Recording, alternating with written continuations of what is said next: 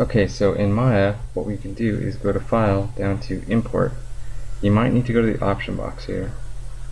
And best guess should work for an FBX file, but we can drop it down and we can do FBX under the file type to tell Maya specifically that it is an FBX file. If it's not coming up, you might have to go to Windows, Settings and Preferences, down to Plugin Managers, and then make sure that FBX Maya.mll is loaded. Okay, I'll close this, it's loaded, so if I do File and I do Import this time, I can just leave it to the basic settings, which is best guess. And this is the one that I exported a little while ago to Maya fbx3d.fbx, and I'll click Import. And it brings the scene in as an imported scene with the data, so Windows Outliner, the data coming directly from Nuke. So you'll see that I have object 10, which was that cube inside of Nuke, and I have all these locators, which were my tracking markers, and I also have the camera that came in from Nuke. So that's going to be my shot camera. It is actually animated. You see down here as I have it selected. It's only up to frame 100, so I'll just come over here and type in 100 for my frames in Maya, and you can see that if I scrub, there's the camera movement. Now this is a massive camera because the scene is very tiny, and inside of Nuke I didn't scale up the scene. So inside of Maya this is very, very minuscule in scale. I'll select the locator 0 all the way to locator, in this case locator 557.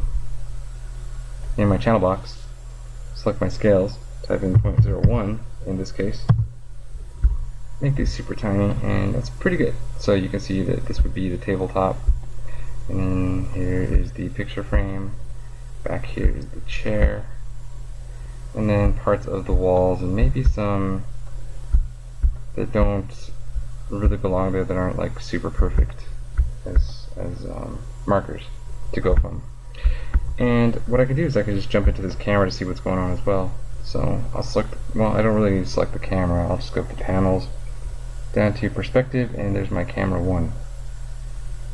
Now I might call this shot cam or something like that, so that indicates that that's the one that's going to be rendered out from Maya. But I'll click camera 1, and now I'm inside of the camera, and let's go ahead and minimize the outliner, scrub through it, and you see that I have movement. Pretty nice, yeah, it works. And you can scrub all day. So I'll go to the beginning here, and with this camera selected, camera 1, I'll go to View, down to Image Plane, and I'm going to import an image. Now the one that I want to import is going to be from my Nuke footage, which is just a sequence. So you want to work with the sequence side of Maya, and we're going to here, I believe. The ones that we're working with, when you export a sequence, you need to name it name.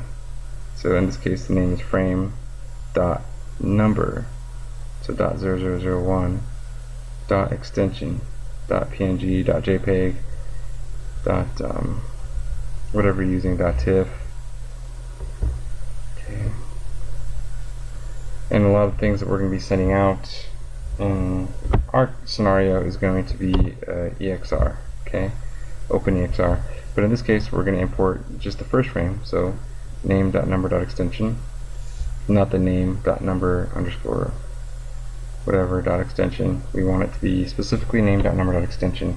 Maya's kind of picky about that sometimes, so I'll click open, and what happens is that the first frame it's stuck on the first frame basically, and what I can do to alleviate that is to go to my attribute editor, and here's my image plane shape, and under there I have the file loaded here, so name.number.extension of this first frame, and I can tell it right below to use image sequence, which it's going to start it on frame 1.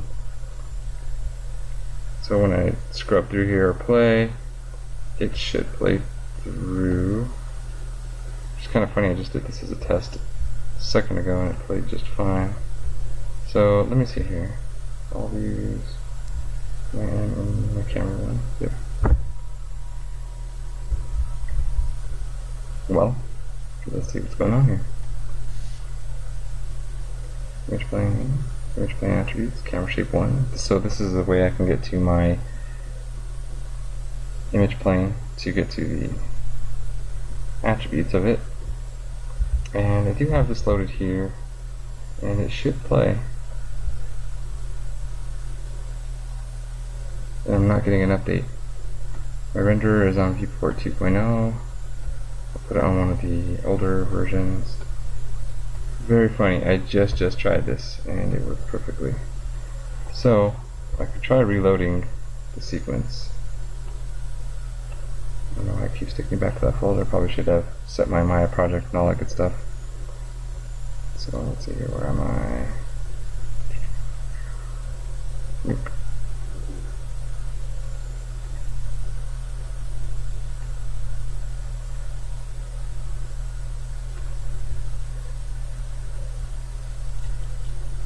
And nothing. So I'm going to try something and pause the video and then come back.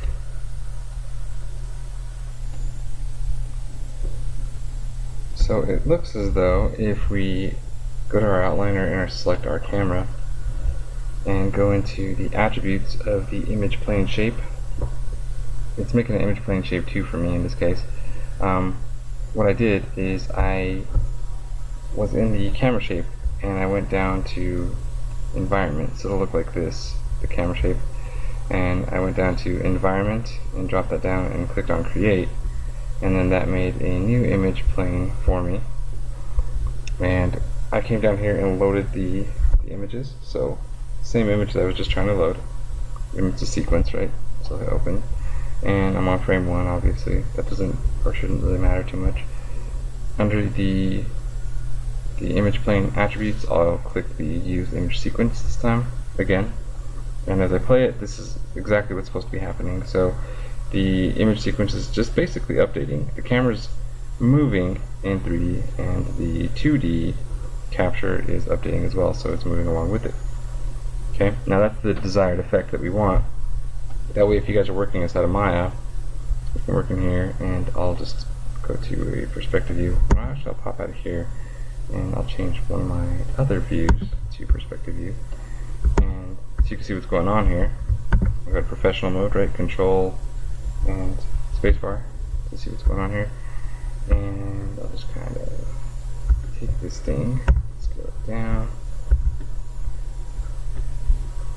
okay, and I can place it. So in this view I can kind of move my pivot point wherever I would like it to be, place it over here. I can even place it in this view, or try to, and I'm just going to kind of see what I have going on here. That way if I wanted to sort of work with this to try to make something that's going to be kind of like that. Oops, I didn't do that part here. There we go. Try to make it like the frame or something that's just going to be inside of the scene here. Maybe the tabletop. I can start with the tabletop. One of the corners, let's see here. Like that. And that's okay. Just move this point here. Rotate it a little bit. And match table. Scale it down. And obviously I would need the top point to be the snapping and moving portion of this, if you will. It's going to be kind of like the ground plane, or considered the ground plane. Just kind of scale it out, try to make that table. You see I'm a bit off in here, so I would need to either rotate this or move it back or something like that. But I'm not too worried about that right now. If I just had the action going on inside of here, the shadows and stuff are going to cast on the section that I needed in, so I wouldn't have to recreate everything perfectly, super perfectly, that is. And the angle could be just a little bit off.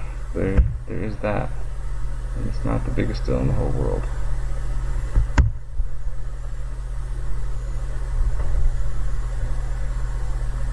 So you're seeing that this whole bit right there, there's that back corner, and this corner might be lined up just fine. To where I just do like that, it'll work for me. That is actually pretty close. It's not bad. This is, you know, could use a little TLC right here and here, but for the most part, that's pretty sweet. And you see that the scene is being rebuilt inside of Maya. Okay, so if I were to put anything inside of here, it's going to be pretty good for us to start doing some render layer stuff. Okay, so I'll save the scene out and we can kind of play with it a little bit. You guys can add other objects inside of here, characters, and if I base a little animation off of something and have it animated right here, the camera will move around it, so you'll see there's that. And I'll hit Control Spacebar to get back into this mode, right? And as I scrub, I have that movement right there, but it's also going to update in here, so you'll see that anything dancing right here, or even dancing on the box for instance, is going to, let me activate this window, is going to be still. So if we have a little character dancing on the box here, it's going to be in its position, and the only thing that's going to be moving is the camera. So our animations are going to line up just perfectly, and it's going to look really good.